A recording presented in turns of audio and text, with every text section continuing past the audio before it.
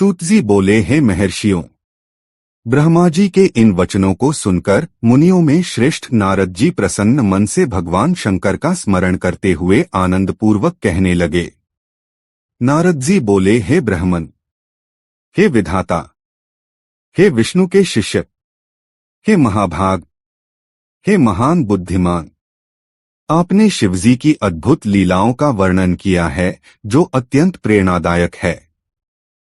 जब कामदेव अपनी पत्नी को प्राप्त कर प्रसन्न होकर अपने घर चले गए, प्रजापति दक्ष भी अपने घर लौट गए और आप सृष्टिकर्ता ब्रह्मा तथा आपके मानस पुत्र भी अपने अपने स्थान चले गए, तब यह बताइए कि पितरों की जन्मदात्री आपकी पुत्री संध्या कहाँ गई?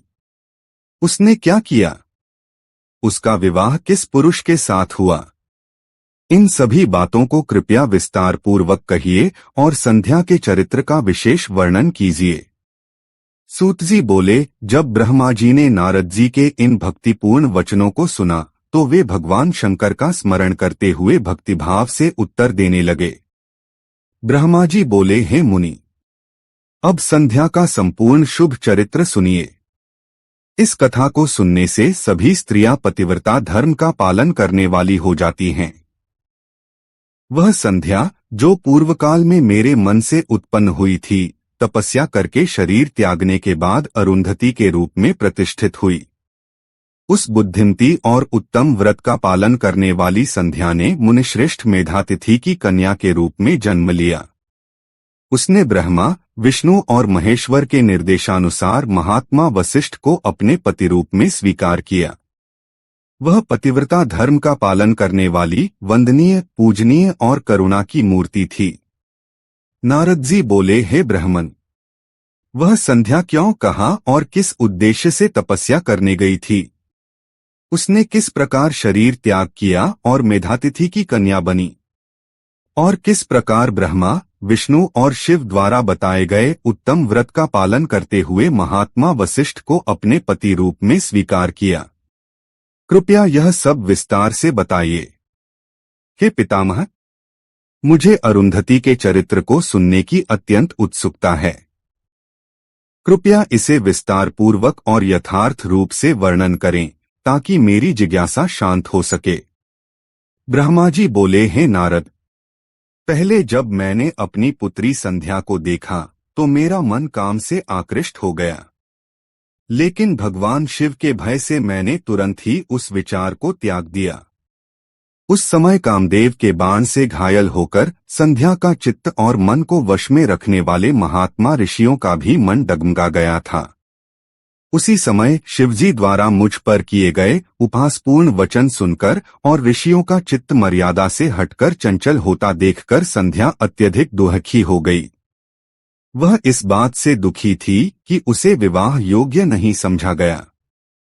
हे मुनिवर, जब मैंने कामदेव को शाप देकर अपने आप को वहां से अंतर्धान कर लिया और शिवजी अपने स्थान कैलाश लौट गए तो मेरी पुत्री संध्या अत्यधिक व्यथित हो गई। कुछ विचार करके वह ध्यानमग्न हो गई। उस समय वह मनस्विनी संध्या कुछ देर तक अपने पूर्व के घटनाक्रम को स्मरण करती रही और मन ही मन गहन चिंतन करने लगी। संध्या बोली, मेरे पिता ने मेरे उत्पन्न होते ही मुझे देखकर, जो एक युवा कन्या थी, काम से प्रेरित होकर मुझे पाने की इच्छा की। इसी प्रकार आत्मतत्व को जानने वाले ब्रह्मा जी के मानस पुत्रों ने भी मुझे देखकर मर्यादा से रहित होकर अपने मन को काम भावना से युक्त कर लिया। इस दुष्ट कामदेव ने मेरे भी चित्त को व्याकुल कर दिया, जिससे सभी मुनियों को देखकर मेरा मन भी अत्यधिक चंचल हो गया। इस पाप का परिणाम कामदेव ने स्वयं भोगा, जब शंकर जी के समक्ष कुपित होकर ब्रह्मा जी ने उसे शाप दे दिया। संध्या बोली, मैं भी इस पाप का फल अवश्य भोगूंगी।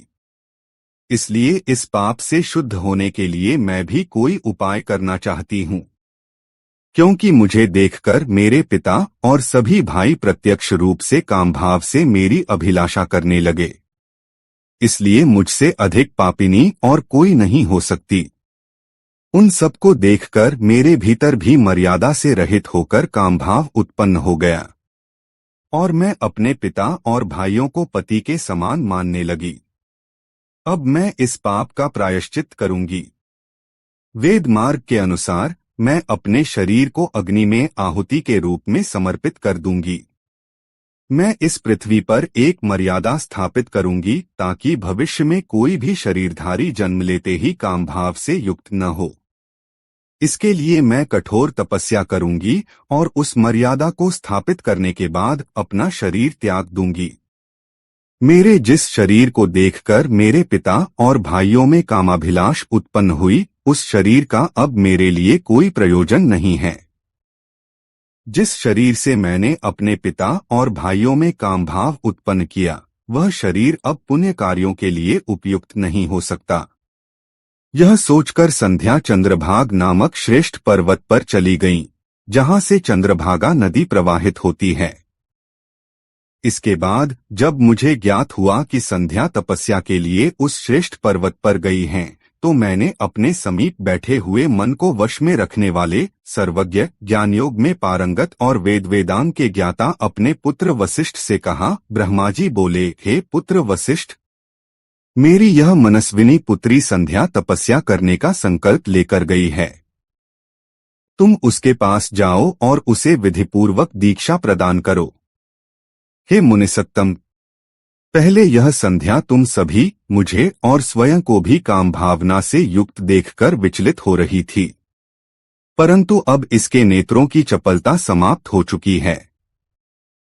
यह तुम्हें और अपने अभूतपूर्व दुष्कर्मों को समझ चुकी है और यह सोचकर कि मृत्यु ही सबसे अच्छा समाधान है, अब प्राण त्यागने की इच्छा कर रही है।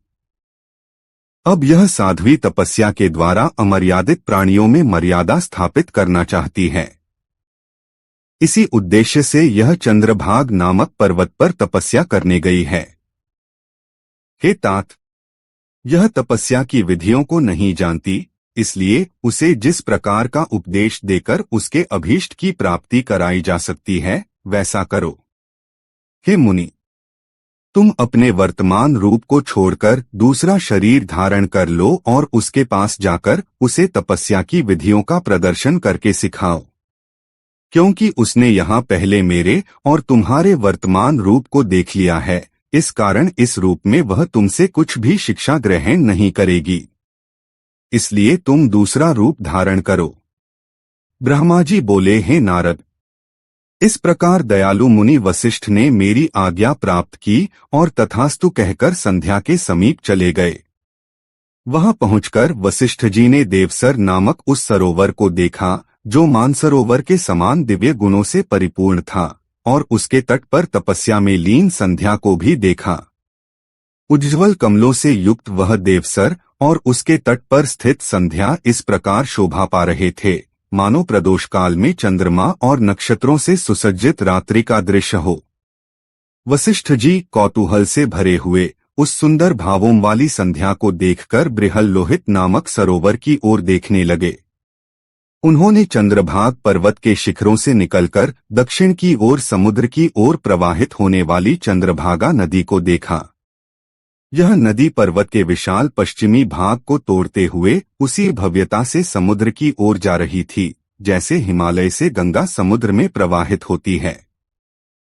चंद्रभाग पर्वत पर बृहल्लोहित सरोवर के तट पर स्थित संध्या को देखकर वशिष्ठ जी ने आदरपूर्वक उससे प्रश्न किया। वशिष्ठ जी बोले, हे भद्रे, तुम इस निर्जन पर्वत पर क्यों आई हो?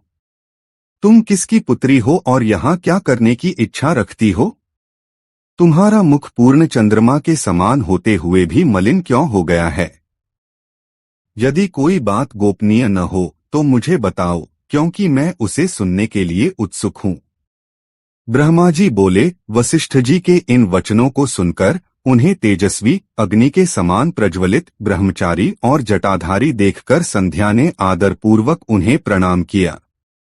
फिर वह उन तपोधन वशिष्ठ से कहने लगी। संध्या बोली, हे विभो, मैं जिस उद्देश्य से इस सिद्ध पर्वत पर आई हूँ, वह तो आपके दर्शन मात्र से ही पूर्ण हो गया है।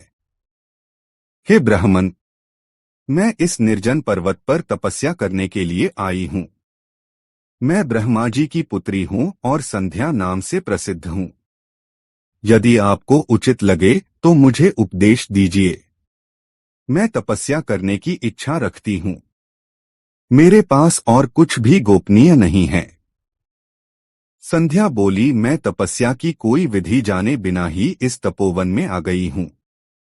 इसी चिंता से मेरा मन व्याकुल हो रहा है और मेरा हृदय कांप रहा है। ब्रह्मा जी बोले। ब्रह्मज्ञानी वशिष्ठ जी ने उसकी बात सुनकर कुछ और नहीं पूछा, क्योंकि वे सब कुछ पहले से जानते थे। इसके बाद उन्होंने अपने मन में भक्तवत्सल भगवान शंकर का स्मरण किया और तपस्या के लिए तत्पर मन को वश में रखने वाली संध्या से कहने लगे। वशिष्ठ जी बोले, हे देवी, जो महान तेजस्वरूप, महान तपस्वी और परम आराध्य हैं, उन शंभु का मन में ध्यान करो। जो धर्म, अर्थ, काम और मोक्ष के आदि कारण हैं और जो अद्वैत स्वरूप परम पुरुषोत्तम हैं, उन्हीं का भजन करो। वे ही इस संसार के एकमात्र आधार हैं। हे शुभान्य, इस मंत्र के द्वारा देवाधिदेव शंभु का भजन करो। इससे तुम्हें सभी अभीष्ट वस्तुएं प्राप्त होंगी। इसमें तनिक भी संदेह नहीं है। ओम नमः शंकराय ओम। इस मंत्र से मौन होकर तपस्या का आरंभ करो। अब मैं तुम्हें विशेष विधि बता रहा हूँ, ध्यानपूर्वक सुनो।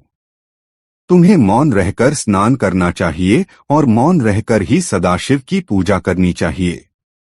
पहले दोनों षष्ठकालों, दिन के 6-6 घंटों में जल का आहार लेना चाहिए और तीसरे षष्ठकाल में उपवास करना चाहिए। इस प्रकार की षष्ठकालिक क्रिया तपस्या की समाप्ति तक करनी चाहिए। हे देवी, इसे मौन तपस्या कहा जाता है। यह तपस्या ब्रह्मचर्य का फल देने वाली और सभी अभीष्ट फल प्रदान करने वाली है। यह सत्य है, यह सत्य है। इसमें कोई संदेह नहीं है। वशिष्ठ जी बोले, इस प्रकार मन में विचार करके सदाशिव का गहन चिंतन करो। ऐसा करने से वे तुम पर शीघ्र प्रसन्न होंगे और तुम्हें तुम्हारा अभीष्ट फल प्रदान करेंगे। ब्रह्मा जी बोले, मुनि वशिष्ठ ने इस प्रकार वहां संध्या को तपस्या की यथोचित विधि समझाई और फिर अंतर्धान हो गए।